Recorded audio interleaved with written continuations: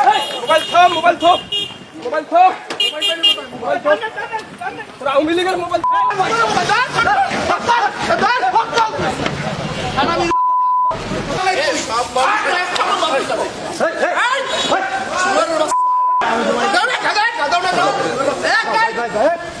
পুলিশের বাজারটা আছে যত ওসি সাহেব মোবাইল দিয়ে দাও আওয়ামী লীগের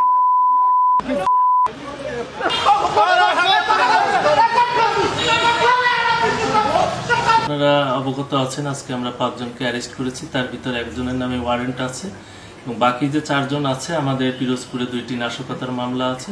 সেই নাশকতা মামলায় তাদের সংশ্লিষ্টতা আছে বলে আমরা প্রাথমিক তদন্তে জেনেছি। সেই হিসাবে তাদেরকে আমরা অ্যারেস্ট করেছি এবং আমরা বিজ্ঞ আদালতে তাদেরকে প্রেরণ করব।